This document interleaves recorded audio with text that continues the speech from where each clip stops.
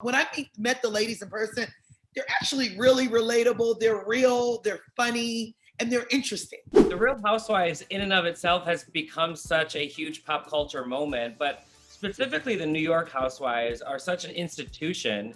You had to have some preconceived idea of some of the ladies, at least Ramona, Luann, and Sonia, right? Yeah. I mean, what I said is that what I always thought, you look at social media, you look what's out there online, and you think like, okay, it was like, this is what I thought before.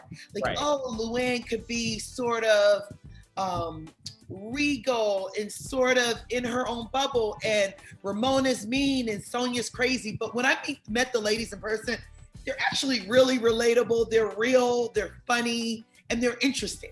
You know what I mean? But you don't know until you know. Because even though you watch the show, you still look at comments and things like that. And I always say, I think Ramona is no nonsense, tell it like it is. And I love that because I'm like that. And Sonia is so funny, you don't even understand. And Luann is so just elegant, relatable, just cool. Like, you know what I mean? I even hung with her in Miami. So I love her vibe. Definitely. I was surprised to see, and I think fans were surprised to see as well. Did you come in to the group through Ramona? Yeah, I came in through. I don't know why everyone is so surprised by that, but what's the story there? And I gotta tell you, Ramona is not a racist. I say this again, everyone's like, she's a racist. She's not. You know what it is? We just grow up in different ways in different areas.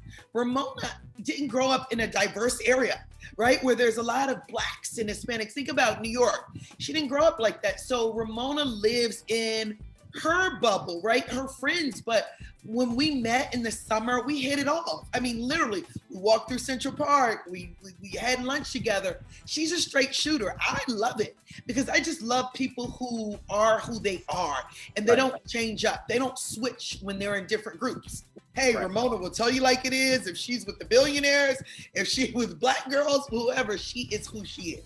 Did you think she was being on her best behavior though in Harlem? Because one thing I was surprised by is she's such a New York lady.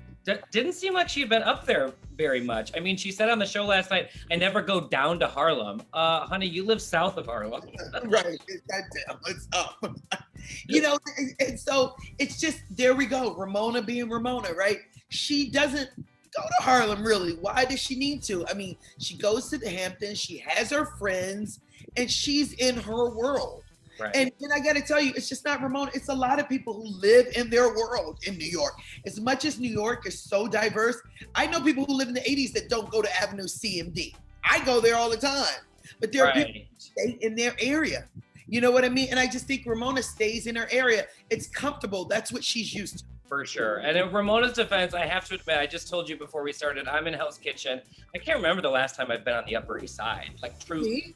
And that's what I'm saying. Yeah. And people that don't live in New York don't realize that we're not always all over the place all the time. We do sort of stick to our neighborhoods. And that's what I think Ramona is. I mean, they're really going hard at her.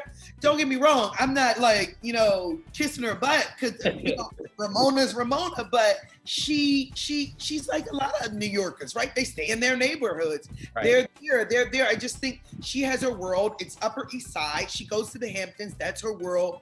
And that's her own bubble.